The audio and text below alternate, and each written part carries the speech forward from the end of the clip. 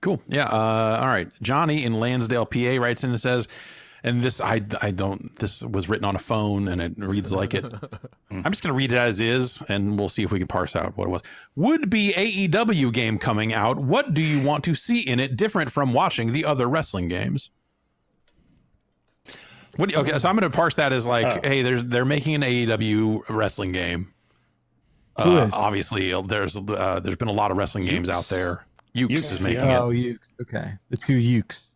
Yeah. And what do you want to see in it that is different from other wrestling games? I just want to see the whole roster in the game.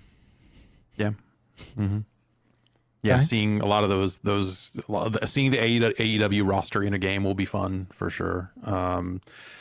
I don't know, man. Ukes, those first couple of SmackDown games that Ukes developed back on the PlayStation 1 were like a breath of fresh air compared to what had been happening in the wrestling space prior to that. And then they just ran it into the ground and kept on running it into the ground until now you've got 2K making a game, or the last game they made that was in that image of the Ukes thing, because the Ukes is now doing this instead of those games.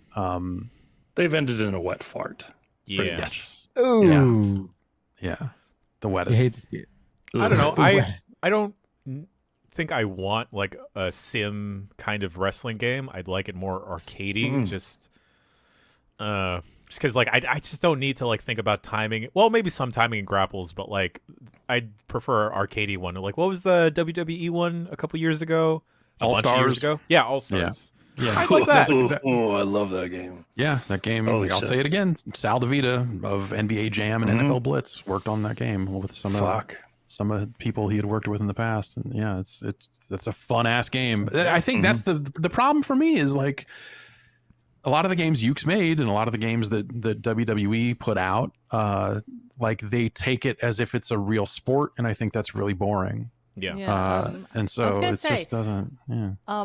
Forgive my ignorance of the general subject matter. I know I shouldn't have even been hired, having admitted that.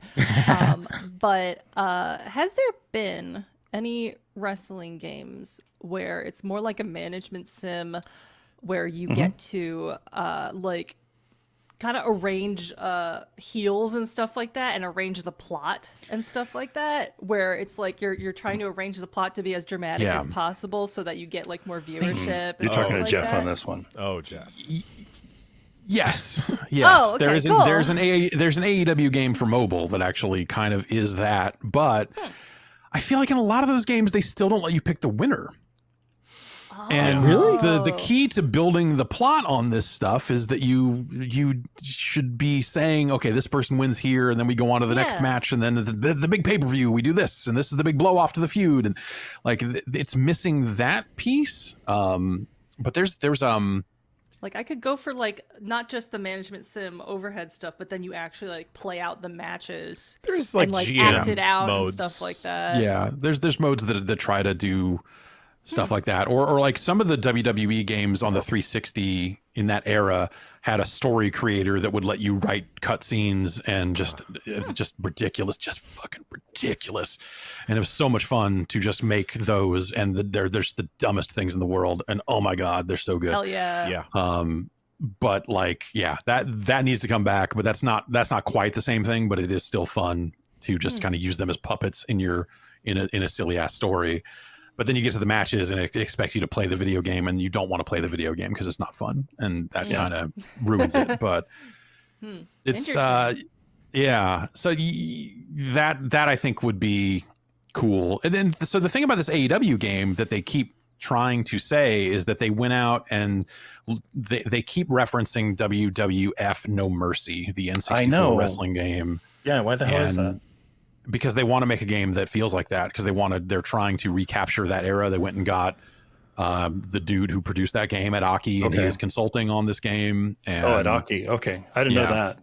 Okay, now you can invoke the name of No Mercy. That's fine. Right, yeah. They dug him out of Sin Sora, or whatever the studio is that I think they're just making mobile stuff now. But tracked him down, and he is attached to the game in some capacity. But like, yeah, they keep referencing that specific N64 game because it's a beloved game, and I get that like I am an outlier when I say I think it's fucking whatever. I love it. But it's not what I'm looking for in a wrestling game, because it's not. It doesn't pop enough. It's not television enough, you know. Like it's too sportsy. Yeah. Which I kind of like about that. I like the the animations and the detail that they put in the different move sets and shit like that. That's what I actually am there for, as opposed to the scripted storylines and such like that. We're just on two different fences. Well, I think you can have both. Like I think that like if they go for that sportsy approach to it, but have like a really good framework for story around it, right? Where you can have these dynamic, weird moments, whether that's the game feeding them to you through some kind of script or or AI generated whatever, or you are creating it yourself. I think that I want that. I want that type of thing out of a game. I would like, because I think. You want to capture the full breadth of what wrestling brings to the table. And part of that is the story and the stupid shit that happens along the way. And someone backstage got jumped and this happened. And then like, there's all the stupid shit that comes along with the in-ring action.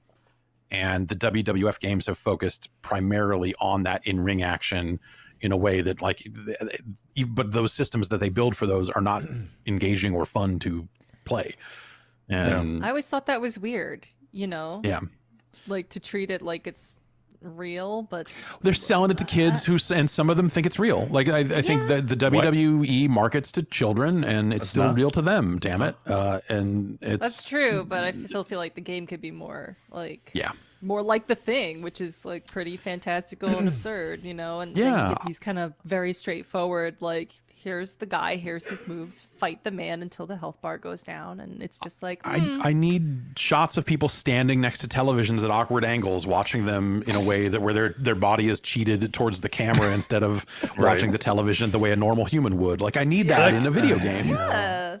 I think they could easily do that, but it would be cut and paste. Do you know what I mean? Yeah, like they'd have those certain spots and it would just be it'd just be generic, and that's why it just needs to be a more dynamic story system, and that's tough. And it is a hard problem to solve for sure. Or make it something weird and like episodic almost, where it is a set storyline, but it's just as goofy and engaging as like the real stuff is. Or like a smaller, shorter experience. And they've done stuff like that where it's been like you're playing as a new created character and you're new, and they write a storyline where you're friends with John Cena, and then this happens. Like they've done stuff like that. It's it's the right idea. It's a decent idea, but I don't think they pulled it off quite so well. There was a Game Boy game that was just a side-scrolling beat 'em up, but with wrestlers.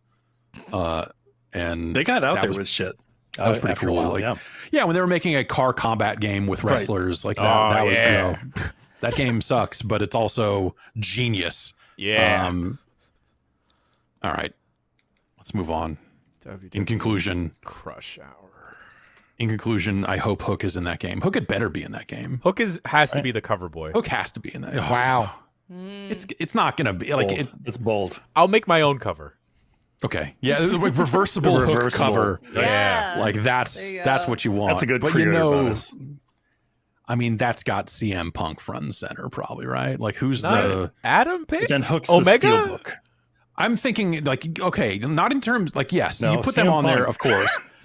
But if you're trying to jump off a shelf at someone with someone that they recognize, you're putting Danielson and CM Punk on that thing. Yep. Yeah.